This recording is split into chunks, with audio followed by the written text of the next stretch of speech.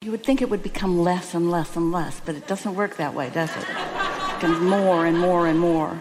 Second row right here. Okay. Yeah. It's funny, the first thing I thought was, oh God. And that's what I think someone else said.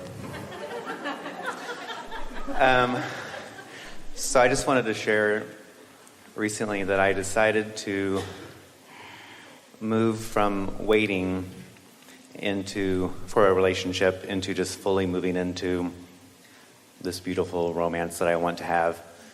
And I was in Sydney, Australia when Abraham did this really beautiful rampage for this guy who was talking about relationships. And I remember sitting there thinking, wow, I didn't think I wanted a relationship until I heard Abraham describe it in such a way. I'm like, oh wait, that's possible? I want that. And I've just been having fun living my life and working on my relationship with myself. But anyway, recently I had this insight when I was reaching for alignment with my meditation in the morning, which I do every day. And I'd heard this concept before, but I thought, well, can't I have fun like with Mr. Right now until Mr. Right comes along? But then I was like, no, I'm really ready. There's the Mr. Now, too. Yeah, and I've had some Mr. Nows, but I was like, but I'm really like feeling the vibrational place of being in this beautiful, deep relationship, which is what I really want. So you were awarenessing it. Yes, and so I've been like, I was thinking about Esther, Abraham describing Esther going around saying, if the camera was following me around, everyone would think I was crazy, because I've been going to get coffee and like pretending like I'm holding his hand, and I've been I've just been fully moving into it, the reality of it, and I don't feel the absence of it. I feel the like melted butter feeling of it. And so I don't have any questions. And so oh, there he is. Right now. I knew it. On your back patio. That's the ring that happens when someone's on Esther's back patio. He's on Esther's back patio. Oh. Esther, hook me up.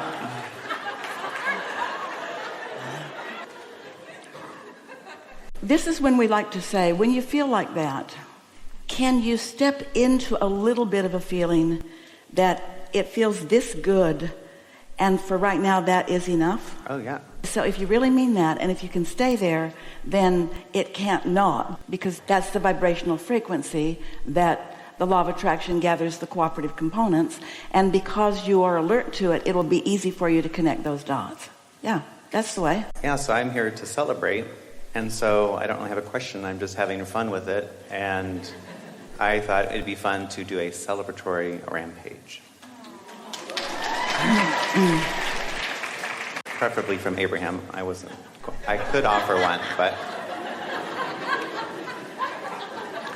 We're going to take this conversation into a bigger room. If you've ever been inside of a delicious relationship, it's easier to conjure one in your mind, but it can work against you because it being there and now not being there can work against you. So it's better, really, to think in terms of being in a fresh new place where you're not trying to replicate something or replace something. You're not even trying to replace absence of something with something. So this is where getting the feeling of what co-creation really is. Now, co-creation happens all the time. You're co-creating now. You're co-creating with the people you were visiting with during this segment of refreshment. You're co-creating all day, every day with all kinds of different thoughts and ideas and memories and things that you're imagining and things that you want and things that are actually happening. And so co-creation is just something that you do all the time. But co-creation with an intention of causing awareness, it's co-creating with a purpose. What is the path of most allowance? What is it that you are allowing? We know you want to allow manifestations. We get that. We want you to want that. But what are you allowing pre-manifestation? Well, you already described it. You already described you're allowing good feelings, and you're allowing expectation, and you're allowing a feeling of adventure. You're allowing a heightened sense of awareness. You're allowing an appreciation of the law of attraction. You're allowing an appreciation of your inner being. You're allowing an appreciation of yourself who has tuned yourself into an expectation that feels good. And so you want to kick that up to another level. Esther was having a conversation not about relationship, but about the concept of more. And she was thinking about how often she is satisfied. And then she thought, but is satisfied really enough? And she thought, oh, I haven't thought that before. I wonder if it's okay to think that. Because Abraham's been saying for a long time that when you have a desire and you're moving in the direction of it, you feel satisfied. So moving in the direction of it is one thing, and you've been moving in the direction of it. But when you decide that you want to kick it up a notch, that you want to take it from satisfaction, so what is it about relationships that make it not enough for it to be in your mind, that make you, demand isn't the word that we like when you use it, but we're going to use it because we're demanding from a place of knowing. When you demand from a place of not knowing, then you're trying to use too much action. But when you demand from a place of knowing that what you're demanding or conjuring or expecting or asking for is your own focus, then what you're really talking about is taking it up a notch and then another notch and then another notch from satisfaction and just feeling good to what being inside of a relationship really feels like. To have a person who feels significant to you feel that way about you. Ooh. To get to be the object of someone else's attention when they are deliberately tuned in, tapped in, turned on. That's like bringing source energy and all of the resources of source energy right into this moment where there's an explosion or a synergy that makes you smarter, cuter, wiser, sexier, fuller, funner, richer. In other words, it makes everything more. When one of you is doing that, that's fine.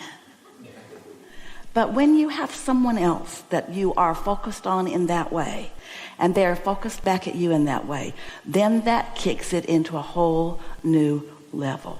And that level is what we call co-creating at its best, but co-creating at its best with deliberate intent. So, universe, I know that you know that I know about the law of attraction, and I know that you know that I know about my vortex, and I know that you know what's in there, and I know that you know that I've been lining up, and I know for sure that there are cooperative components that have been gathered on my behalf. And I know that there's no question on anybody's mind, law of attraction, I'm talking specifically to you, about what's most active in you because it's most active in me.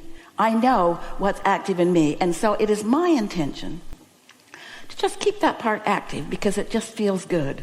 But to stand in a new level of expectation and really demanding of myself and of the universe to bring me real, live, tangible experience of someone adoring me while I'm adoring him. We think that kicked it up a notch. It takes waiting. That's out of the question because I'm ready now. I'm not giving you that option. I'm not giving myself that option. I'm not making excuses anymore about maybe I'm not ready or maybe he's not ready. There's no reason for any excuses. I'm clear. Law of attraction is clear. And so let the games begin. Yes. Yeah.